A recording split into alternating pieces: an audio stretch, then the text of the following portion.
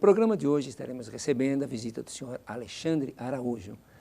Alexandre é presidente da Faces e Vozes na Recuperação no Brasil. É psicoterapeuta, presidente da Associação Intervir, filósofo, comunicador da rádio Boa Nova, programa sobre recuperação. Trabalhou 10 anos no Hospital Bezerra de Menezes com dependência química e 10 anos de trabalho como educador na antiga FEBEM. Bagagem grande, hein, companheiro? E no programa de hoje estaremos abordando o tema Faces e Vozes da Recuperação no Brasil. Mas antes de entrarmos, assim, buscar mais coisas nesse tema, que também não conheço muito, é algo novo que está chegando, uma ferramenta nova para trabalhar-se com a dependência, vamos ouvir a palavra amiga do pastor Getúlio e voltamos já. Querido assinante, você que está conosco no programa Família, Cláudio, desejo a você um momento de alegria, de paz, de esperança e de vitória. Eu sei que nem sempre é assim, eu sei que não é fácil viver isso, eu sei que é um grande desafio alcançar paz, alegria, esperança, mas eu quero dizer para você uma coisa, com Deus você consegue. O ser soberano, criador de todas as coisas, aquele que fez você do jeito que você é, Ele deseja que você, confiando nele, viva o melhor da vida, viva as melhores coisas, desfrute dos melhores momentos que ele pode te proporcionar. Eu quero deixar com você um texto muito interessante que vem do salmista no Salmo 56, versos 3 e 4. Mas eu, quando estiver com medo, confiarei em ti, em Deus, não temerei. Quando eu estiver com medo, confiarei em ti, em Deus. E eu sei que você tem medo, eu tenho medo. Até porque a gente não sabe o que vai acontecer amanhã. A gente não sabe o que vai acontecer daqui a 1 minuto e meio, daqui a 1 minuto, daqui a 1 segundo. Mas Deus sabe. E Deus, na sua onisciência, Deus na sua onipotência, Deus na sua misericórdia e graça, na sua justiça infinita, se dispõe a cuidar de mim e de você. O segredo está em confiar em Deus. A Bíblia diz, ai do homem que confia no homem. As pessoas abandonam, as pessoas mentem, as pessoas traem, as pessoas falham, as pessoas prometem aquilo que elas não podem dar, elas não podem fazer, mas Deus não.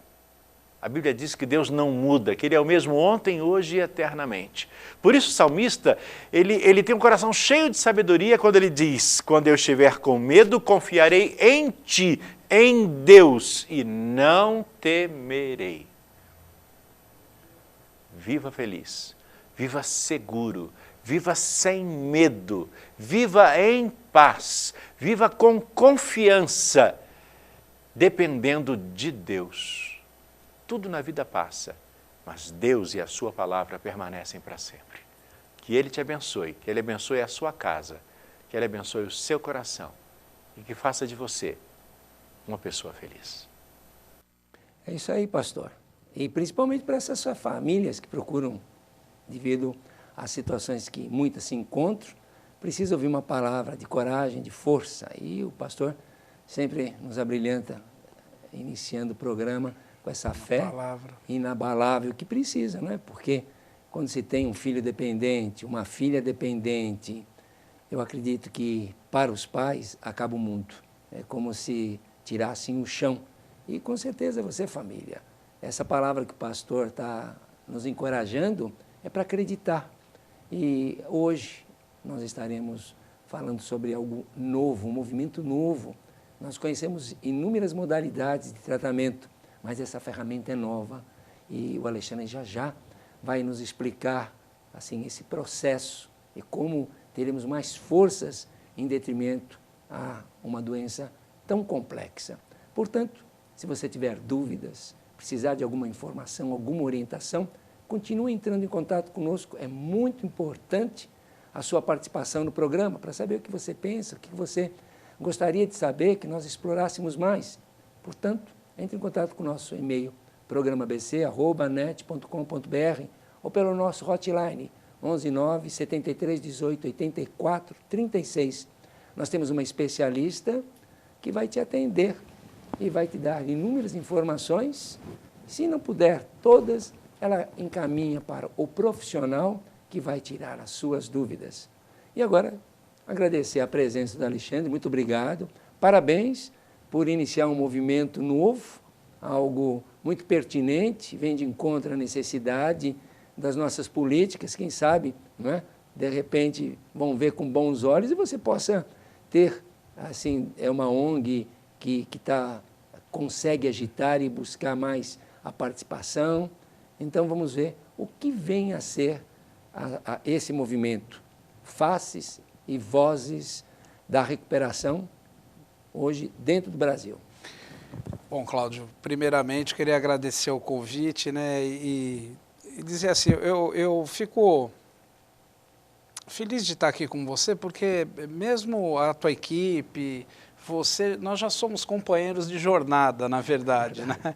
Então, eu lembro que outro dia eu vim fazer uma palestra num grupo de manhã, Cláudio estava aqui, encontro a Elaine e o Cláudio está bem. E todos nós, a gente está nessa luta, acho que mais de 20 anos já que a gente vem lutando em termos de tratamento, em orientação para a família. Então, é um prazer estar aqui, tá? Obrigado. Participando do programa Família e ter você como meu companheiro de jornada, tá? Eu fico muito feliz com isso. E realmente o programa Faces e Vozes da Recuperação no Brasil, como você disse bem, é uma nova ferramenta, né? Porque o objetivo primordial desse programa é mostrar que efetivamente recuperação existe. Nós temos artistas, engenheiros, filósofos como eu, que sou uma pessoa em recuperação há 24 anos, nós temos empresários, enfim, todos os tipos de pessoas experimentando a recuperação de uma doença grave, crônica, que é 100% fatal, pessoas que estão retomando suas vidas, pessoas que estão contribuindo para o Brasil crescer, e essas pessoas continuam escondidas, a sociedade não sabe que existe. O que a sociedade sabe e cada vez reforça mais é que dependente químico é uma estatística, é uma pessoa de fraqueza moral, é uma pessoa de recuperação difícil, e o que não é verdade, né? Existe tratamento. Hoje as discussões elas estão em torno de se o adequado é psicanálise, se o adequado é terapia cognitiva comportamental, se é religiosidade, que é muito saudável, se é Lacan, se é Freud, que é muito saudável essa discussão. Mas uma coisa é ponto pacífico, a ciência há mais de 30 anos bateu o martelo que dependência química é uma doença cerebral com passiva recidiva, está na mesma categoria que a hipertensão, que a asma, que a diabetes. E o Faces de Vozes da Recuperação no Brasil, ele vem com essa proposta de trabalhar o estigma, o preconceito e a segregação que o dependente químico sofre. Isso tem causado grandes danos aos programas de recuperação, ao próprio dependente, no problema que hoje o Brasil enfrenta.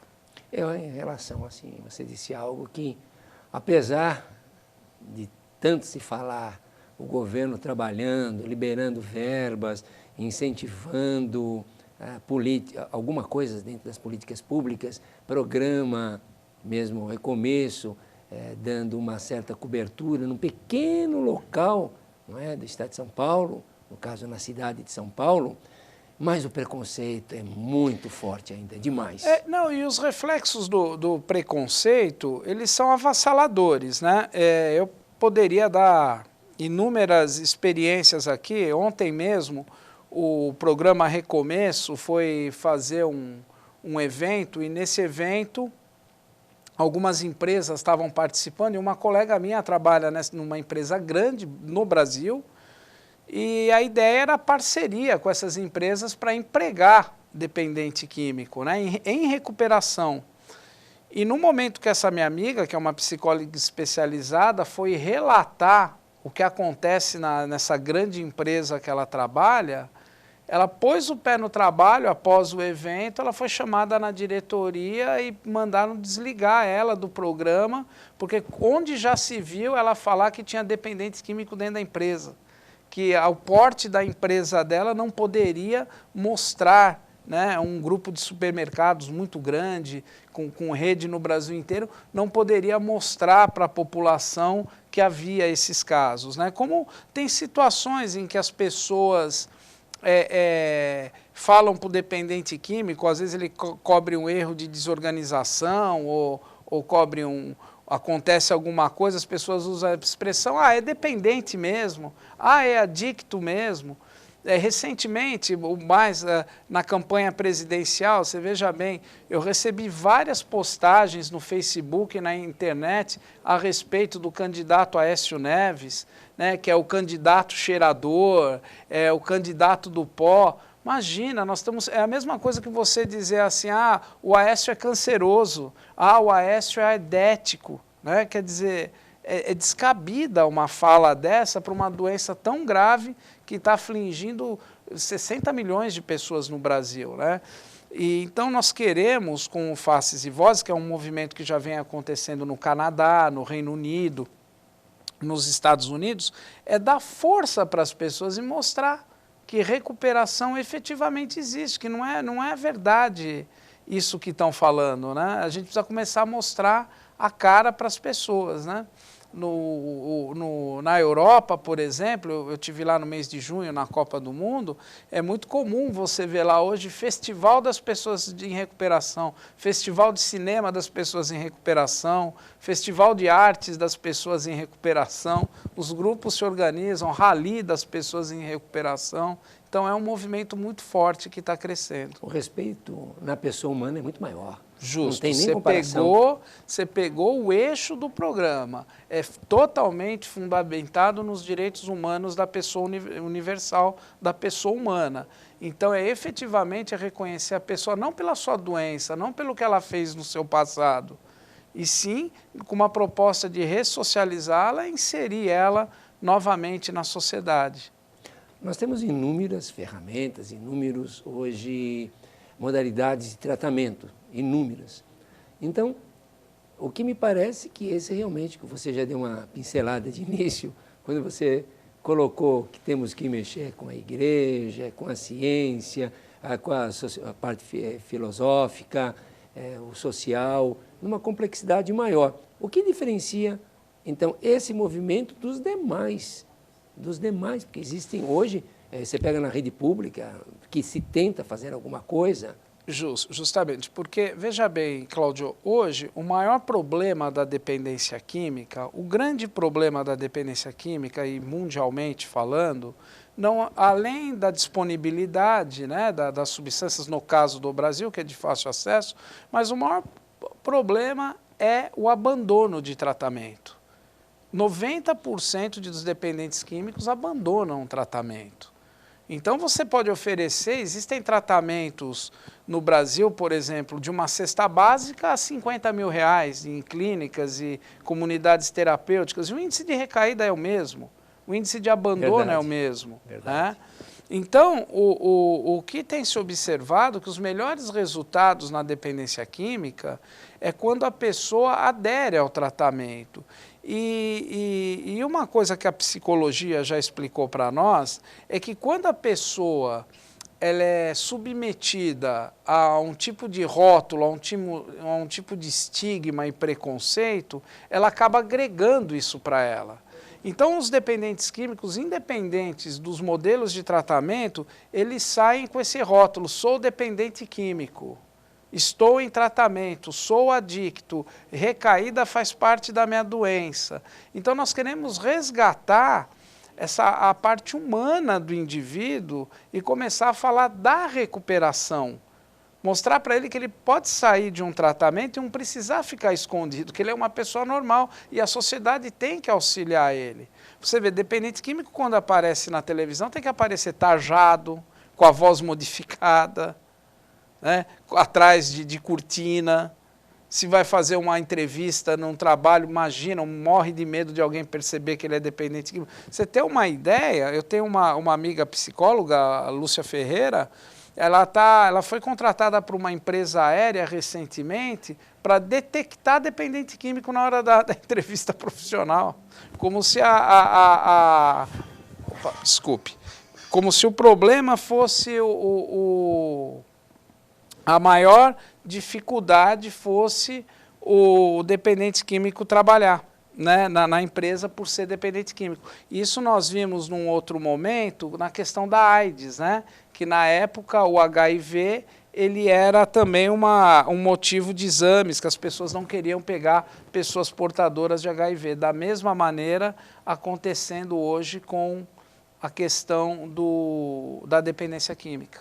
Verdade, é isso mesmo, o estigma é forte, essa marca é interessante o que você está dizendo, porque no primeiro momento, mesmo quando se iniciou os primeiros movimentos anônimos, que no caso seria Alcoólicos Anônimos, é o primeiro desde 1935, nos primeiros anos as pessoas ficavam muito felizes por resgatar novamente a sobriedade, voltarem, né, reinserção da família, ao trabalho. Então a felicidade era tamanha que eles saíam assim fazendo a maior propaganda. E isso gerou uma certa preocupação. É por isso que as coisas vão se tornarem anônimas a partir de algumas experiências. Por ter também tido pessoas, vamos dizer, de um significado, de uma relevância social maior, então eles ficaram com medo de que essas pessoas, se recaíssem, o que a sociedade iria dizer. Isso. Então eles começaram a se resguardar, porque existiam também preconceito, não necessariamente da família, porque para a família era uma vitória. Então essas primeiras pessoas que recaíram é que fizeram eles ficarem pensativos. Bom, aí eles vão começar a falar que não funciona o programa, porque se não tivesse praticamente havido recaídas, provavelmente o movimento seria como você disse, eu sou Alexandre, eu sou Cláudio, eu passei por um problema, como ninguém vai falar, eu tive um câncer, eu tive tuberculose, as pessoas estão sadias, é uma doença como qualquer outra, um pouco mais complexa. Mas, uma vez tratada, a gente não tem necessidade de trazer esse rótulo. Agora, essa sua observação fenomenal, Cláudio, porque a história justamente do preconceito, ela surge aí. O AA realmente ele precisou do anonimato para a segurança do grupo e da espiritualidade da pessoa que procura tratamento. E esse anonimato tem que permanecer. Como eu falo, eu sou uma pessoa em recuperação, eu estou há 24 anos em abstinência, frequento grupos e lá eu faço meu tratamento e mantenho o meu anonimato e dos meus companheiros de lá. Agora, eu hoje, como um profissional e líder desse movimento, eu posso vir a público dizer que recuperação existe. Porque logo após, né, você tem uma ideia do AA, a importância do AA, a Organização Mundial de Saúde, observando o AA, foi fundamental para pôr no catálogo como doença. Sim. O AA teve um papel fundamental, Sem porque dúvida. o Bill, o Bob, as pessoas começaram a se mostrar. Mas teve um outro episódio que foi mais grave, foi a guerra que o governo americano fez com as drogas. Nos anos 70, início dos anos 80, final dos 70 para os anos 80, houve uma grande guerra do Império Americano em relação a drogas, né? Propagandas, foi investido bilhões de dólares para acabar com os cartéis de cocaína. Hoje, nos Estados Unidos, você tem quase 1 milhão de pessoas presas por causa de dependência química, enfim. Então, associado ao anonimato do grupo e à guerra das drogas no mundo, o proibicionismo, o dependente ficou visto como uma pessoa completamente alheia à sociedade. Nós sofremos esse reflexo, nós somos da geração da ditadura. Então, no nosso tempo, uma pessoa que fumava maconha era abominável. Eu lembro da minha mãe, quando era pequeno, ela falava assim, filho, entra para dentro de casa, senão o maconheiro vai te pegar. entendeu? Eu cresci ouvindo o drogado, só anda com marginal, né? Até hoje a gente tem um reflexo disso, a mãe quando fica sabendo que o filho está usando... Essa é a ideia. Já vem com essa ideia. Então, e isso é o que eu falo, isso só contribui para que o dependente químico ele absorva, ele faça todo esse preconceito, ele vai interiorizando, ele introjeta, esse é o termo, ele introjeta para dentro dele. E isso é um ponto de bloqueio muito grande para os processos de recuperação. Ele não monta redes sociais, ele tem dificuldade. Então, Faces e Vozes da recuperação no Brasil, ele apoia os grupos anônimos, quer que os grupos anônimos continuem sendo anônimos mesmo, porque são coisas diferentes. Sim. Os grupos é para tratamento, Faces e Vozes é para recuperação, né? É para efetivamente nós organizarmos a recuperação. Essa semana na UOL, e eu estou querendo até ver se eu entro em contato com esse artista, o Hudson, se eu não me engano o nome dele, um músico sertanejo, falando que a carreira dele quase acabou por causa de droga, como por exemplo o Adriano, né, o jogador de futebol, sofrendo um peso muito grande por ser dependente químico. Então, enquanto fala da dependência quanto doença, você tem evidência na mídia, mas quando você entra em recuperação, ninguém fala mais nada.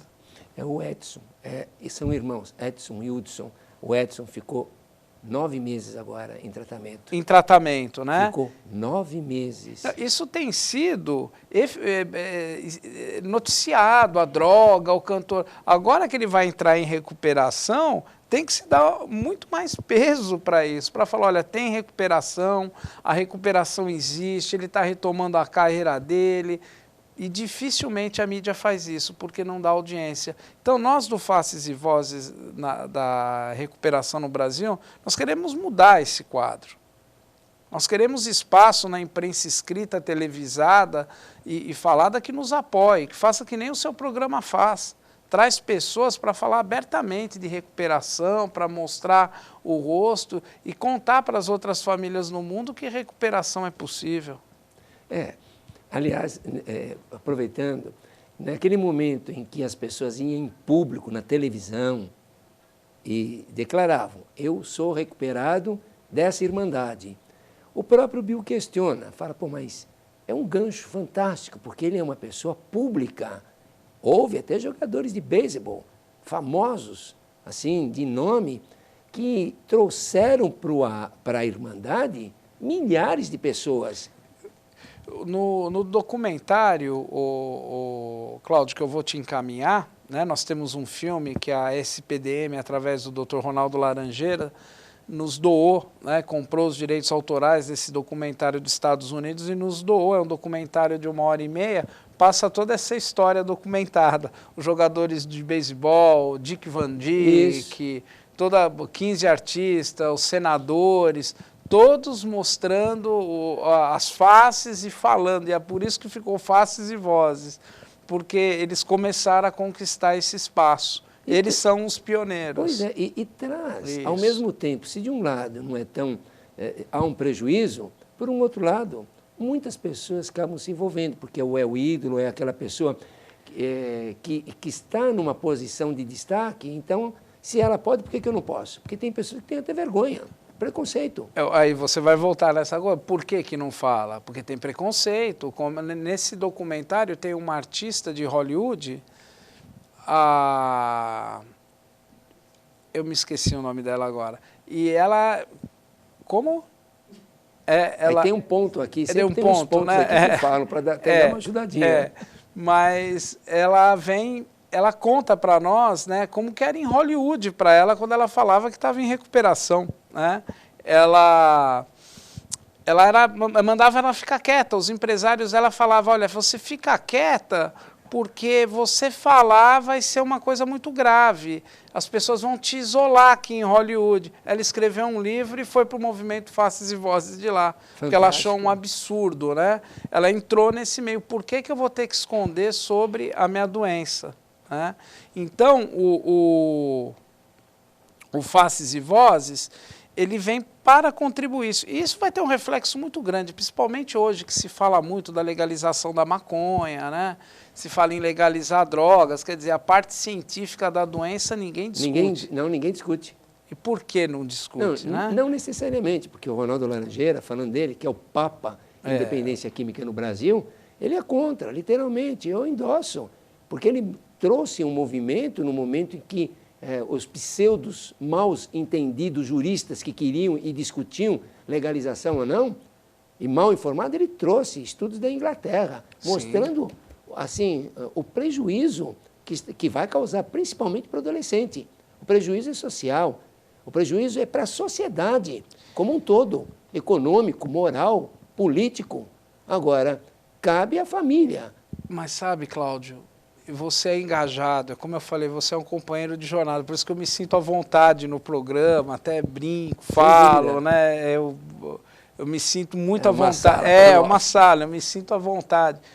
E o que eu estou falando para você é que o Faces e Vozes, o maior ganho para que eu esteja hoje engajado é esse que você acabou de falar. É a população não ter noção do que é essa conversa de legalização no Brasil hoje. As pessoas não veem pessoas em recuperação, não têm ideia da dimensão. Verdade. Nós estamos engajados, a gente vê isso. Se a gente deixar o celular ligado 24 horas toca o celular de pessoas pedindo ajuda. Então, mas a população não sabe disso, porque as pessoas têm o problema e ficam anônimas, ficam escondidas. Infelizmente. Não querem, infelizmente. Então, nós estamos querendo mudar essa realidade. Porque em Portugal, em junho, eu tive com o João Gulão, do Observatório Mundial de Drogas. Eu aprendi muito, né, lá com o pessoal de Portugal, e é um fenômeno muito interessante em Portugal, porque o português ele viveu muitos anos de ditadura. E em 74, quando houve a redemocratização de Portugal, houve um Woodstock português lá. Então, é verdade. A juventude começou a usar lá direto e foi muito interessante que os portugueses, as famílias portuguesas, elas começaram a observar os filhos e falar, nossa, mas meu filho não é marginal, mas meu filho não é bandido, o que está acontecendo com ele? Então a população portuguesa começou a ver a dependência química como doença. O que possibilitou isso? Um pacto social. Sentou todas as forças, o exército, a iniciativa privada, o terceiro setor, todos sentaram para discutir a dependência química e criaram um programa que hoje é de excelência no mundo inteiro. Então, hoje, eles têm programas de descriminalização de drogas em Portugal, mas o clima de droga em Portugal é que nem do tabaco aqui no Brasil. Você fumar hoje aqui no Brasil, as pessoas te olham mal, falam, pô, mas você é fumante, não pode fumar aqui, pô, isso faz mal para a tua saúde. Lá é assim. Pois é, telespectador, o papo está muito gostoso. A gente volta, já vamos fazer um pequeno intervalo.